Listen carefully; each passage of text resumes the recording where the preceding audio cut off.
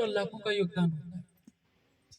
ऐसा कहा जाता है कि अंग्रेजों के राज्य में कभी सूरज नहीं डूबता था, किंतु कभी किसी ने सोचा कि इसकी पृष्ठभूमि में क्या है? ऐसे ही नहीं होता। अंग्रेजों ने ऐसे ही सारे संसार पर कब्जा नहीं कर लिया था कि उनके राज्य में कभी सूरज नहीं डूबता था। आप देखिए, उनकी जनसंख्या थी कितनी, मात्र 2 करोड़, और 40 करोड़ हिंदुस्तानियों पर शासन करते थे केवल भारत पर। और ऐसे ही नहीं, पूरी दुनिया में उनका साम्राज्य फैला था। उसके पीछे की भूमिका क्या थी? क्रिश्चियनिटी की। ये ऑक्सफोर्ड और कैम्ब्रिज शिक्षा के लिए नहीं बने थे, एक इस मिशनरी विचारधारा को फैलाने के लिए बनाए गए थे। धीरे धीरे उसमें शिक्षा का विकास हुआ, और जिस समय यूरोप में शिक्षा का विकास हो रहा था, भारत में मुगल साम्राज्य का ध्वज फहरा रहा था, और उसने हिंदुओं के सारे साहित्य को नष्ट कर दिया था, शिक्षा व्यवस्था पर रोक लगा रही थी। परिणाम क्या हुआ था? भारतीय जगत का ये जो अध्यात्म था, सिसकिया ले रहा था। बड़े बड़े मंदिर जरूर थे, हाँ, अधिकतर वो तोड़े गए थे।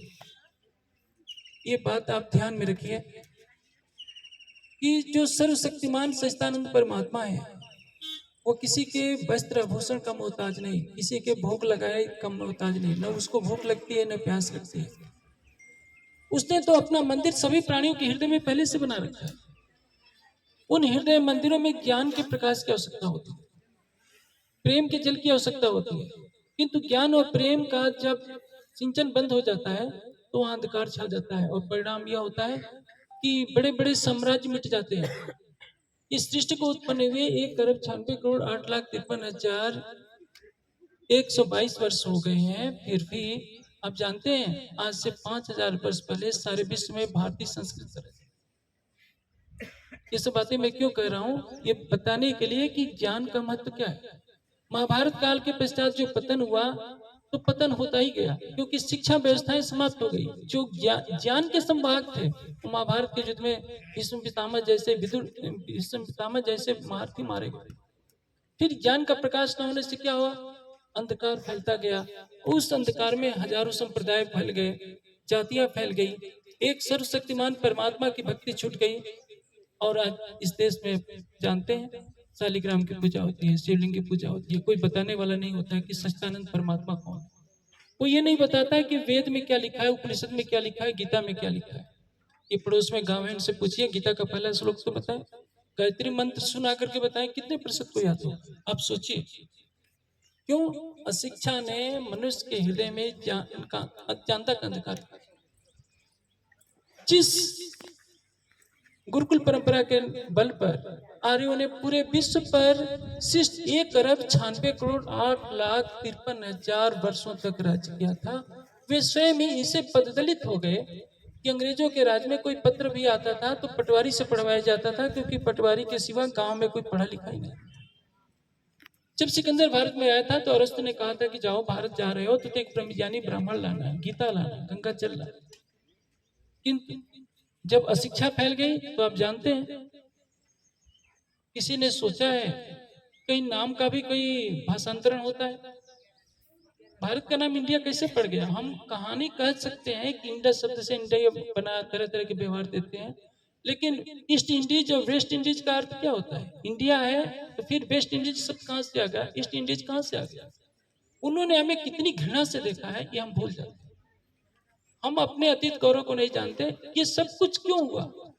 मंदिर तो बहुत बड़े थे, सोमनाथ के मंदिर में न जाने कितने हीरे मोतियों के थंबे थे, क्या हुआ? महमूद गजनवी की एक गदा से सब कुछ चकनाचूर हो, क्योंकि वहां ज्ञान की भक्ति नहीं होती थी, जड़ पदार्थ की भक्ति। राज्य ने हमको परम धाम का ज्ञान दिया है। इस अलौकिक धातु को पाकर हमने क्या किया? देखा जाए तो आदि नारायण के हृदय से जो जिन वेदों का प्रकटन हुआ, उसने सारे विश्व में एक मान्यता दी, सारे संसार को ज्ञान से प्रकाशित किया। हमारे ऊपर एक बहुत बड़ा उत्तरदायित्व सौंपा गया था विगत 400 वर्षों में, कि जो अक्षरातीत श्री प्राणनाथ जी के हृदय से ब्रह्मवाणी का अवतरण हुआ है, उस ज्ञान को हम संसार में फैलाते हैं। किंतु हमने पौराणिकों की देखा देखी उन्हीं की सारी पद्धतियां अपना ली। हमने शिक्षा पर कोई ध्यान नहीं दिया। जो चितवनी की प्रक्रिया है, जिसे यहीं बैठे बैठे साक्षात परम धाम को देखा जा सकता है, जो प्रक्रिया नारायण को पता नहीं चली, ब्रह्मा विष्णु शिव को पता नहीं चली, वो हमको दी गई थी। किंतु न तो हमने उसका प्रयोगात्मक क्रियाकलाप किया, न संसार को बताया। जो परम धाम का ज्ञान नारायण को नहीं, अक्षर ब्रह्म को नहीं, अक्षर को भी 25 पक्षों का ज्ञान नहीं था, अष्टबार की लीला का ज्ञान नहीं था, वो हमको मिला, किंतु हमने उसको मंदिरों की शोभा की वस्तु बना दी, केवल भोग प्रसाद यही सब कुछ करते रहे। जैसे कि प्रवाही मंदिरों में होता है षोडशोपचार पूजन, पुष्पम समर्पयाम, स्नानम समर्पयाम। पौराणिकों को तो ये भी पता नहीं कि स्नान कराता हूँ तो संस्कृत में कैसे बोला जाए। पुष्पम समर्पयाम तो हो सकता है, स्नानम समर्पयाम कहाँ से होगा। आप जाइए, जितने पंडितों के पास जाइए तीर्थ स्थानों में, आपका संकल्प कराएंगे तो स्नानम, अरे स्नानम करयाम बोलो, स्नानम समर्पयाम थोड़े होता। स्नान समर्पित नहीं किया जाता है, स्नान एक क्रिया है, स्नान कोई पदार्थ नहीं जिसको आप समर्पित करें। ये अंध परंपरा चलती रही है, आज भी चल रही है, हजारों वर्षों के बाद सुधार नहीं होता, क्योंकि ज्ञान का प्रकाश ही बंद कर देंगे। एक मनुष्य में और एक पशु में क्या अंतर है। उस बेचारे को खाना पीना है, सोना है, प्रजनन करना है। मनुष्य जीवन इसलिए नहीं बना है। मनुष्य जीवन मिला है ज्ञान के संग्रह के लिए। मनुष्य जीवन मिला है साक्षात परमात्मा को देखने के लिए, और कार्यों के लिए नहीं बना है। हमने बड़े बड़े मंदिर तो बनाए, अभी भी बन रहे हैं, करोड़ों करोड़ों के मंदिर हमारे समाज में, पढ़ावी समाज में बन रहे हैं। लेकिन वहां जाकर पूछिए, वाणी की शिक्षा का कोई कार्यक्रम है? केवल सोने के कलश चढ़ा दिए जा रहे हैं, सोने के सिंहासन बन जा रहे हैं। उनकी आस्था है वो करें, लेकिन ज्ञान के प्रकाश को तो न ढकें। हम इस संसार में यही सब करने के लिए नहीं आए। जो अक्षरातीत श्री प्राणनाथ जी के मुखारविंद से अलौकिक ज्ञान प्रकट हुआ है, हके इलम ऐसा दिया जो 14 तब को नाए, और ना ही नूर मकान में सो दिया मैं सबने। हमने इसकी गरिमा तो नहीं समझी। तभी तो महामती जी कहते हैं कि इतनी तो देते हैं मेरा जीवन से। जब मैं इस अलौकिक ज्ञान को कह रहा हूं तो ऐसा लगता है कि मेरे प्राण निकल जाएंगे। ये संसार इसके युग और हमको दिया गया, हम 400 साल में कहीं ना कहीं एक गहरी निद्रा में सोते रहे हैं। यदि हमने इस ज्ञान को फैलाया होता तो संसार में का रूप आज कुछ और हो। देखिए, हर विचारधारा कहती है कि हम ही सत्य हैं और दूसरे सब गलत हैं, किंतु निष्पक्षता के तराजू पर सबको रखकर हृदय की अंतरात्मा की पुकार से निष्पक्ष समीक्षा करने वाला कोई कोई भी मिलता है। और श्री प्राणनाथ जी ने हमें वो ज्ञान दिया था जिसके द्वारा हम वेद के देव की दोनों धाराओं के एकीकरण कर सकते थे। लेकिन हम बिखरते गए, हम नहीं जानते हैं। अब देखिए, दुनिया की सबसे ऊंची बिल्डिंग जो है शायद बुर्ज खलीफा है। कितनी मंजिल ऊंची है मैं भूल गया हूँ, 200 कुछ मंजिल होगी। उसकी नीचे की ईंटों को गिरा दीजिए, जानते हैं क्या होगा?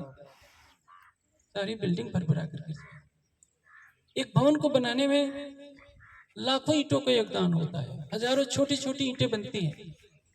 आप नहीं जानते कि एक एक ईंट को सांचे में ढाला जाता है, फिर पकाया जाता है, जोड़ा जाता है, प्लास्टर किया जाता है, तब एक भवन खड़ा होता है। हम एक भवन को देखकर मुक्त होते हैं, ये भवन कितना सुंदर दिख रहा है। हम ये नहीं पता उस भवन की नींव में कितनी ईंटें लगी हुई है जो दिखाई नहीं पड़ती। उन नींव की ईंटों की कीमत समझनी होगी। कंगूरा तो हर कोई बन जाता है, संसार में हर कोई प्रतिष्ठा पा लेना चाहता है, किंतु ये प्रतिष्ठा बड़ी नहीं है।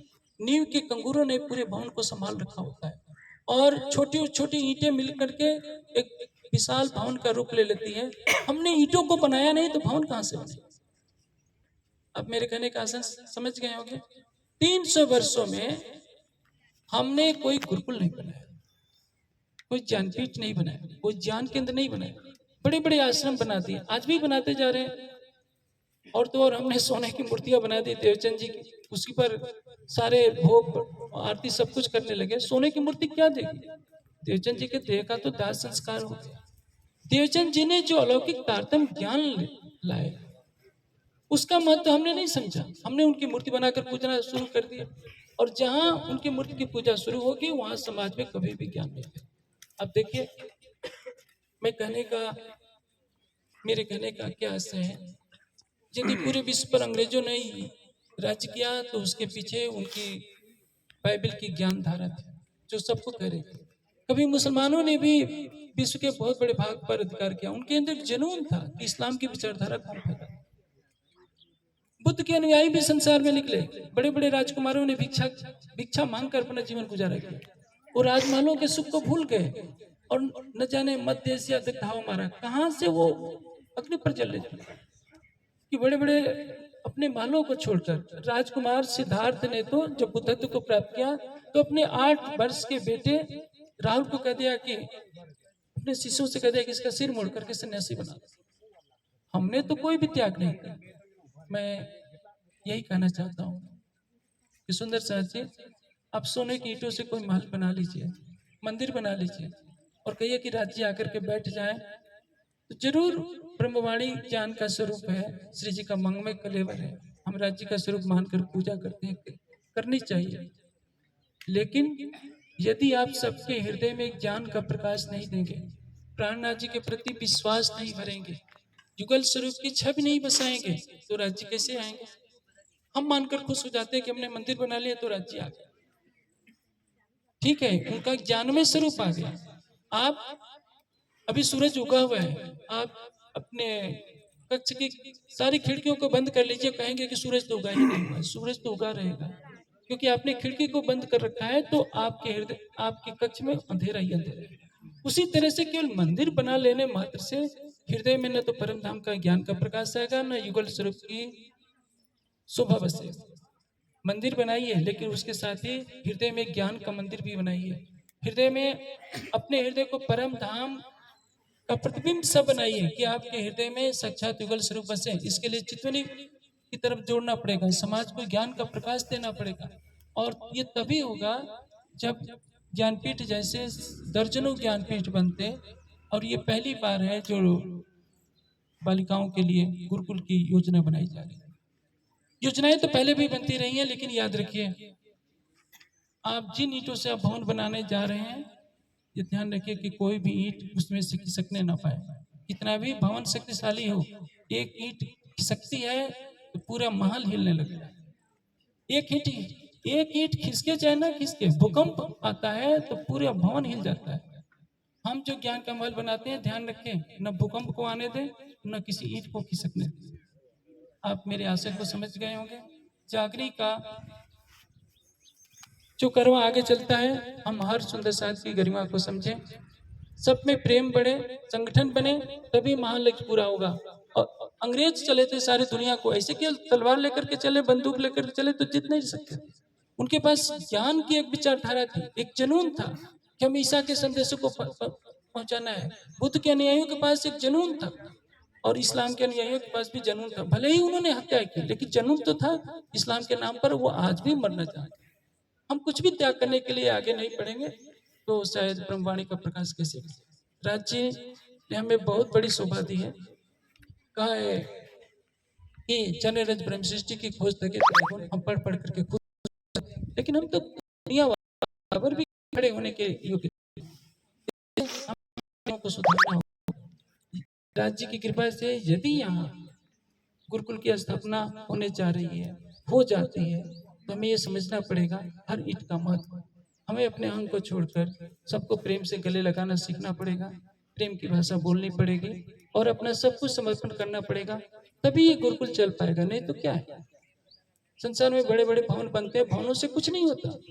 उन भवनों में रहने वालों के अंदर कितना त्याग है, कितना समर्पण है, राज्य के लिए क्या करना चाहते हैं, इसका मूल्यांकन।